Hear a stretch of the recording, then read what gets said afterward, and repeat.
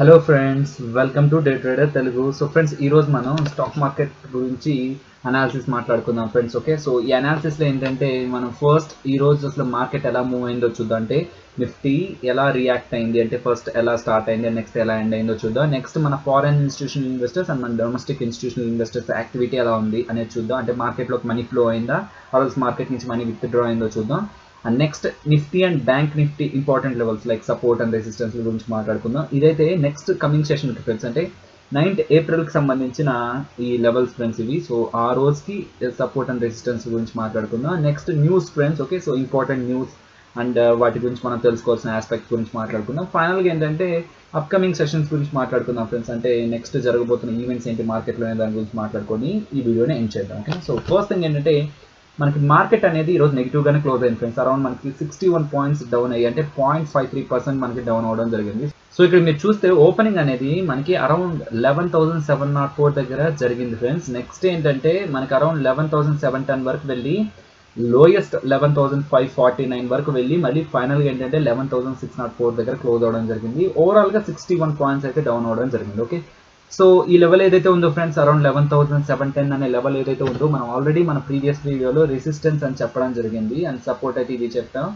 Finally మన bank నిఫ్టీకి ఏదైతే ఉందో రెసిస్టెన్స్ అయితే 30,230 చెప్పాం అండ్ సపోర్ట్ అయితే 29,986, అంటే ప్రీవియస్గా చెప్పిన వీడియోలో ఇలా చెప్పాం ఫ్రెండ్స్. సో మీరు బ్యాంక్ నిఫ్టీ ఏంటంటే ఈరోజు హైయెస్ట్ అరౌండ్ మనకి 30,232 వరకు వెళ్ళడం జరిగింది. సో ఓకే, సో రెసిస్టెన్స్ దగ్గరకు వరకు వెళ్ళి మళ్ళీ డౌన్ అవడం జరిగింది. సో ఫ్రెండ్స్, ఇది నేను చూపించడానికి మెయిన్ రీజన్ ఏంటంటే ఇలా జరిగింది కాబట్టి నెక్స్ట్ టైం నేను ఎప్పుడైనా రెసిస్టెన్స్ అంటే మీరు వెంటనే అక్కడి నుంచి సెల్ చేయండి, అదర్ సపోర్ట్ అంటే బై చేయండి అని కాదు ఫ్రెండ్స్. లెవెల్ ఉందంటే దాన్ని మనం అబ్జర్వేషన్లోనే ఉంచుకోవాలి. ఆ లెవెల్ని అంటే ఎవరికి తెలియదు ఫ్రెండ్స్, అక్కడ రెసిస్టెన్స్ అనే దగ్గర నుంచి పడుతుందా లేదంటే అక్కడి నుంచి పెరుగుతుందా అనేది ఎవరికి తెలియదు. సో ఆ లెవెల్ దగ్గర ఒకవేళ మీకు కానీ ఆల్రెడీ పొజిషన్ ఉన్నట్లయితే దాన్ని ట్రైలింగ్ స్టాప్ లాస్ కానీ లేదంటే ఏదైతే ఒక లెవెల్ అనుకొని ఆ లెవెల్ కంటే నా ప్రాఫిట్స్ తగ్గుతున్నట్లయితే ఆర్ఎల్స్ ఆ లెవెల్ నుంచి మళ్ళీ పడిపోతున్నట్లయితే నేను ఎగ్జిట్ అవుతాను అనుకోవడం బెస్ట్ థింగ్. అలా కాదు అనుకుంటే రెసిస్టెన్స్ కొంచెం ముందే మన పొజిషన్ స్క్వైర్ ఆఫ్ చేసి ఒకవేళ రెసిస్టెన్స్ కంటే మళ్ళీ పైకి వెళ్ళినట్లయితే కన్ఫామ్గా వాల్యూమ్ కూడా మనకి సపోర్ట్ చేసినట్లయితే బై పొజిషన్లో ఉంచుకోవడం అంటే బెటర్ పొజిషన్ అని చెప్తున్నానే కానీ నేను చేయమని చెప్పట్లేదు. సో ఏదైనా మీకు మిమ్మల్ని ఇంప్రూవ్ చేసేదానికే నేను ఇచ్చే డేటాని యూజ్ చేసుకొని తప్పితే బ్లైండ్గా సెల్ హియర్ బై హియర్ అనే థింగ్స్ని ఇంకా మైండ్లోంచి తీసేయండి ఫ్రెండ్స్. అవి మనల్ని ఇంకొక స్టెప్ కూడా ఫర్దర్ ముందుకు తీసుకెళ్ళలేవు. మన ఓన్ అనాలిసిస్ ఉండాలంటే ఇలాంటి థింగ్స్ అన్నింటినీ మనం అబ్జర్వేషనల్ పర్పస్ అండ్ మన టెస్టింగ్ పర్పస్ యూజ్ చేసుకున్నట్లయితే మనం నెక్స్ట్ కమింగ్ డేస్లో ఏంటంటే ఇండివిజువల్గా మన ఓన్గా మనం థింక్ చేయడానికి మెజారిటీ స్కోప్ ఉంటుంది. ఓకే, సో నెక్స్ట్ ఏంటంటే ఎఫ్ఐఎస్ డిఎస్ గురించి చూద్దాం. అంటే foreign institutional investors and domestic institutional investors గురించి చూద్దాం. మీకు ఆల్రెడీ చెప్పాను ఫ్రెండ్స్, నేను ఇక్కడ ఈ రెండింటి దగ్గర డేటా ఏదైతే ఉంచుతున్నానో అదేంటంటే నెట్ వాల్యూ అనమాట. అంటే మనకి ఫారిన్ ఇన్స్టిట్యూషనల్ ఇన్వెస్టర్స్ సమ్ అమౌంట్కి బై చేస్తుంటారు అండ్ సమ్ అమౌంట్కి సెల్ చేస్తుంటారు. సో ఆ రెండిట్లో డిఫరెన్స్ మనకి ఎంత అంటే, సో ఫైనల్గా వాళ్ళు కొని అండ్ ఫైనల్గా వాళ్ళు అమ్మింది చూస్తే మనకి కొనిందే ఎక్కువగా ఉంది. ఎంత ఎక్కువగా ఉంది? 329 crores ఎక్కువగా ఉంది. అలాగే మనకి డొమెస్టిక్ ఇన్స్టిట్యూషనల్ ఇన్వెస్టర్స్ కొని అండ్ అమ్మింది చూస్తే మనకి వాళ్ళు కొనిన దానికంటే కూడా అమ్మింది 623 crores ఎక్కువగా ఉంది. అంటే వాళ్ళు ఎక్కువగా అమ్మారు ఈరోజు. సో ఓవరాల్గా మనకి ఫారిన్ ఇన్స్టిట్యూషనల్ ఇన్వెస్టర్స్ ఏంటంటే 329 crores వరకు నెట్గా కొన్నారు and domestic institution investors 623 crores వరకు నెట్గా సెల్ చేశారు. సో ఓవరాల్గా ఈ రెండింటిని మనం ఈక్వేట్ చేస్తే ఫైనల్గా మార్కెట్ నుంచి అరౌండ్ 294.21 crores అయితే మనకి ఎగ్జిట్ అవ్వడం జరిగింది. సో దీని రియాక్షన్గా మనం ఈరోజు మార్కెట్ని పడడం కూడా చూసాం ఫ్రెండ్స్. సో ఇక్కడ మీరు ఇంకొకటి అబ్జర్వ్ చేయాలి, స్టిల్ ఇంకా కూడా ఫారెన్ ఇన్స్టిట్యూషనల్ ఇన్వెస్టర్స్ మన మార్కెట్స్ మీద పాజిటివ్గానే ఉన్నారు, ఎంతో కొంత పాజిటివ్గానే ఉన్నారు. బట్ డొమెస్టిక్ ఇన్స్టిట్యూషనల్ ఇన్వెస్టర్స్ ఏంటంటే సమ్ వాట్ రీజన్స్ వల్ల, అంటే ప్రికాషనరీ రీజన్స్ వల్ల మేబీ ఎగ్జిట్ అయ్యిండొచ్చు. లైక్ ఈరోజు బీజేపీ మేనిఫెస్టోని రిలీజ్ చేయడం అనేది కానీ నెక్స్ట్ ఎలక్షన్స్ ఎలా ఉంటాయనే ఒక చిన్న ఫియర్ ఫ్యాక్టర్తో అయినా సరే వాళ్ళు ఎగ్జిట్ అవ్వడం జరగవచ్చు. సో మార్కెట్లోకి ఫారెన్ నుంచి మనీ ఫ్లో అయితే ఉంది స్టిల్, బట్ ఓవరాల్గా మార్కెట్ అయితే ఈరోజు నెగిటివ్ అనే చెప్పుకోవాలి. సో నెక్స్ట్ మీరు చూసినట్లయితే ఈ లెవెల్స్ ఏదైతే నిఫ్టీకి బ్యాంక్ నిఫ్టీకి చెప్తున్నానో అవైతే మనకి నెక్స్ట్ ట్రేడింగ్ సెషన్కి అంటే April 9th ట్రేడింగ్ సెషన్కి ఫ్రెండ్స్. ఓకే, సో సపోర్ట్ అయితే మనకి అరౌండ్ 11,540 దగ్గర ఉంది అండ్ రెసిస్టెన్స్ అయితే అరౌండ్ 11,710 దగ్గర ఉంది నిఫ్టీకి. ఇది స్పాట్ ఫ్రెండ్స్.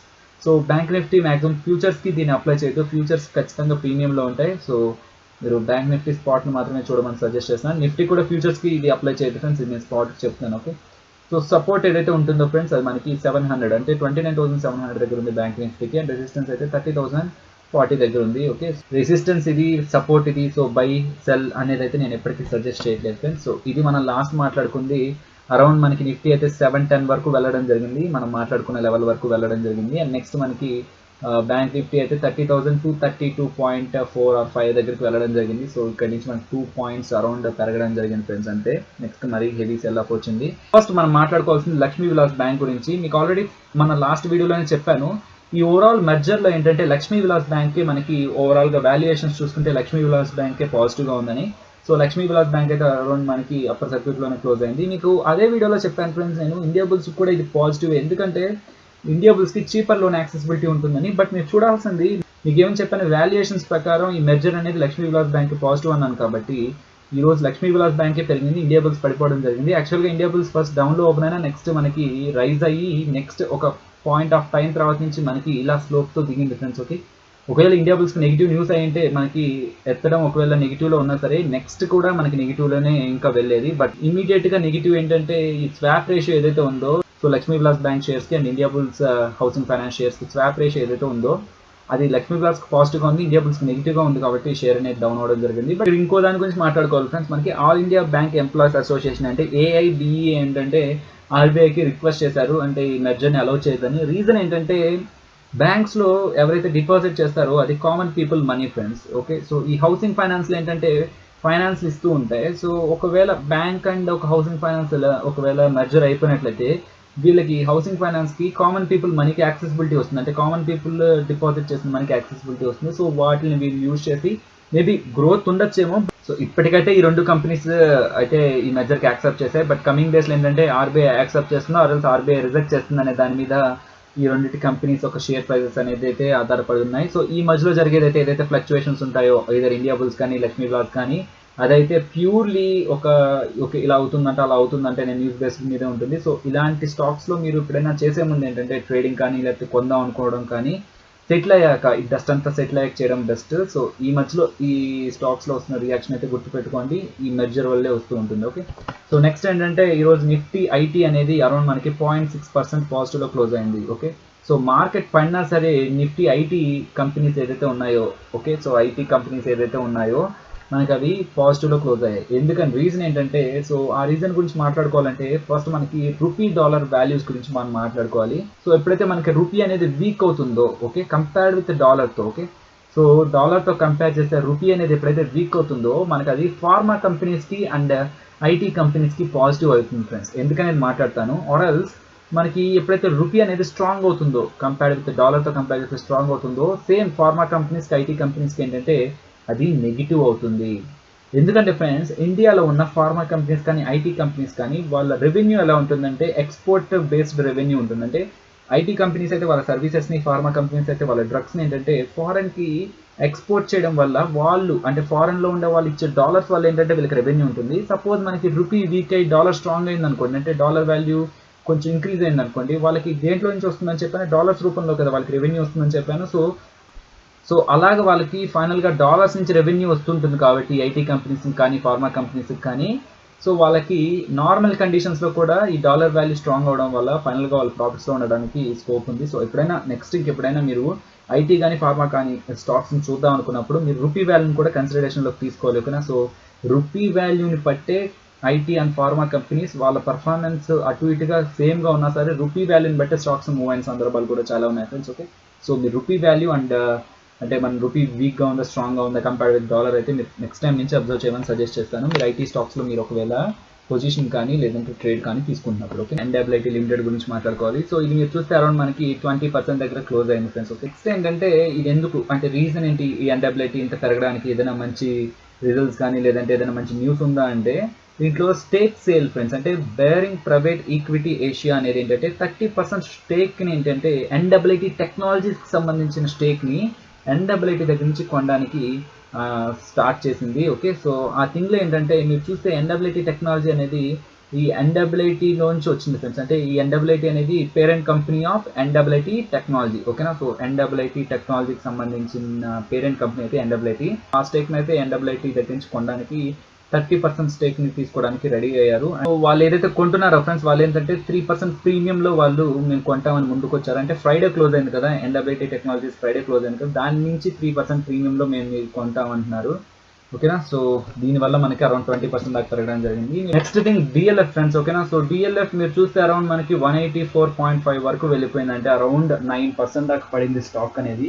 అరౌండ్ మనకి 6.8 crore షేర్స్ ఏంటంటే 92లో వాళ్ళు సెల్ చేశారు. సో సెల్లింగ్ ప్రెషర్తో మనకి ఓవరాల్గా ఈ డిఎల్ఎఫ్ అనేది డౌన్ అవుతూ ఇక్కడ క్లోజ్ అవ్వడం జరిగింది, ఓకేనా. సో ఈ మధ్య కాలంలో మనకు తెలుసు ఫ్రెండ్స్, అరౌండ్ 150 జోన్లో నుంచి డిఎల్ఎఫ్ అనేది 200 అబోవ్ జోన్లోకి వచ్చింది. అంటే రియాలిటీ స్టాక్స్ అన్ని కూడా పెరిగాయి. సో దాంట్లో డిఎల్ఎఫ్ కూడా పెరిగింది. రోజు చేసిన సెల్లింగ్ ఏదైతే ఉందో అది heavy selling friends. 6.8 crore share black deal ఏదైతే ఉందో, సో దానివల్ల ఈ స్టాక్ మీద కొంచెం ప్రెషర్ అయితే ఈరోజు రావడం జరిగింది. సో అది ఫ్రెండ్స్ ఈరోజు రీజన్ అయితే మన డిఎల్ఎఫ్ పడడానికి. సో వాళ్ళు సెల్ చేయడానికి రీజన్ ఏంటి, సో వాళ్ళ దగ్గర ఉన్న ఇన్ఫర్మేషన్ కానీ లేదంటే ఈ స్టాక్ సంబంధించి డేటా కానీ అది ఇంకా మనకు తెలియదు ఫ్రెండ్స్. సో కమింగ్ ఈవెంట్స్ ఏంటంటే ఈరోజు మనకి బీజేపీ మేనిఫెస్టోని రిలీజ్ చేయడం జరిగింది. సో దాన్ని కూడా మన మార్కెట్స్ క్లీన్గా అబ్జర్వ్ చేస్తున్నాయని చెప్పాలి. అండ్ నెక్స్ట్ ఏంటంటే పాలీక్యాబ్ ఐపీఓ అని చెప్పాను కదా ఫ్రెండ్స్ మీకు లాస్ట్ వీడియోలో, పాలీక్యాబ్ ఐపీఓ అని చెప్పాను కదా. సో అది మీకు రేపు ఎండ్ అయిపోతుంది. సో అరౌండ్ మీకు రేపు ఆఫ్టర్నూన్ టైంలో ఎండ్ అయిపోతుంది. మీకు సజెషన్ చేసేది ఏంటంటే ఇది ఇప్పటికే ఓవర్ సబ్స్క్రైబ్ అయింది ఫ్రెండ్స్. మీకు చెప్పాను కదా కొంచెం అంటే డిమాండ్ ఉన్న ఐపీఓ ఖచ్చితంగా లిస్టింగ్ అప్పుడు కొంచెం మంచి గెయిన్స్ వస్తాయని. సో ఇప్పటికే మనకి అది ఓవర్ సబ్స్క్రైబ్ అయిపోయింది. రీటైల్ కేటగిరీలో మనకి ఓవర్ సబ్స్క్రైబ్ అయింది. సో ఎవరైతే అప్లై చేద్దాం అనుకుంటున్నారో ఒక అకౌంట్ నుంచి ఒకటే అప్లై చేయండి ఫ్రెండ్స్. మీకు ఆల్రెడీ ఐపీఓ వీడియోస్లో కూడా చెప్పాను, ఒక అకౌంట్ నుంచి 3-4 అప్లై చేస్తే మీకు అవి రాకపోవడానికి ఛాన్స్ ఉంది. సో ఎవరైతే ఎక్కువ అప్లై చేద్దాం అనుకుంటుంటారో వాళ్ళు ఒకే అకౌంట్ నుంచి 3-4 అప్లై చేసిన దాని వల్ల యూజ్ ఏమి ఉండదు ఫ్రెండ్స్. మీరు ఒకటి మాత్రమే అప్లై చేసుకోండి, ఒక అకౌంట్ నుంచి ఒకటే అప్లై చేసుకోండి, ఓకేనా. నెక్స్ట్ కమింగ్ అప్ ఈవెంట్స్లో మనం మాట్లాడుకోవడానికి మనకి Q4 ఎర్నింగ్స్ స్టార్ట్ అవుతాయి ఫ్రెండ్స్. అంటే ఇంకా మనకి ఈ ఎర్నింగ్ సీజన్ అని చెప్పుకోవచ్చు, కమింగ్ మనకి ఎర్నింగ్ సీజన్ అనే చెప్పుకోవచ్చు. నెక్స్ట్ మనకి ఐడియా వడాఫోన్ ఏదైతే మనకి రైట్స్ ఇష్యూ ఉందో నెక్స్ట్ రేపటి నుంచి స్టార్ట్ అవుతుంది ఫ్రెండ్స్, ఓకేనా. సో ఇవి మనకి అప్కమింగ్ ఈవెంట్స్ అయితే. సో వీటిని కూడా కొంచెం క్లీన్గా వాచ్ చేస్తూ ఉండండి, ఓకే. సో మార్కెట్ అయితే డెఫినెట్లీ ఇప్పుడు ఒక అబ్జర్వేషన్ మోడ్లో ఉంది ఫ్రెండ్స్. అంటే ఏదైతే మనకి ఎలక్షన్స్ ఉన్నాయో లేకపోతే ఈ ఈవెంట్స్ ఏదైతే Q4 ఈవెంట్స్ ఉన్నాయో వాటి కోసం ఒక అబ్జర్వేషన్ మోడ్లో ఉంది. సో నెక్స్ట్ మార్కెట్ని ఇంకొంచెం పైకి పుష్ చేయాలంటే మాత్రం definitely Q4 earnings and next coming up elections అయితే డెఫినెట్లీ అంటే బూస్టర్స్ అనే చెప్పుకోవాలి, ఓకే. సో ఫైనల్గా ఏంటంటే ఈ వీడియోని ఇక్కడ ఎండ్ చేస్తున్నాను ఫ్రెండ్స్. స్టిల్ మీకు ఈ వీడియోకి చెప్పిన థింగ్స్ గురించి కానీ ఇంకేదైనా గురించి కానీ మీకు డౌట్స్ ఉన్నట్లయితే కామెంట్ సెక్షన్లో కామెంట్ చేయండి. నేను వాటికి ఆన్సర్ ఇవ్వడానికి నా బెస్ట్లో నేను ట్రై చేస్తాను ఫ్రెండ్స్. అండ్ నెక్స్ట్ ఈ వీడియో మీకు నచ్చినట్లయితే ఫ్రెండ్స్ లైక్ చేయడానికి ట్రై చేయండి. అండ్ ఇలాంటి ఇంట్రెస్టింగ్ వీడియోస్ కోసం మన ఛానల్ అయితే సబ్స్క్రైబ్ చేసుకోండి ఫ్రెండ్స్. అండ్ మర్చిపోకుండా ఈ న్యూస్ని మన తెలుగు మిత్రులతో షేర్ చేసుకోవడానికి ట్రై చేయండి. ఇది ఏదైతే మనం చేస్తామో ఫ్రెండ్స్ ఎఫర్ట్స్ పెట్టి అది ఎక్కువ మంది చూసినట్లయితే మనకి సాటిస్ఫాక్షన్గా ఉంటుంది. సో నా సైడ్ నుంచి అది రిక్వెస్ట్ ఉంది. సో నెక్స్ట్ ఇంట్రెస్టింగ్ వీడియోతో ఫ్రెండ్స్ మళ్ళీ మీ ముందుకు వస్తాను. అంతవరకు take care. Finally stay tune to day trader Telugu. Thank you friends.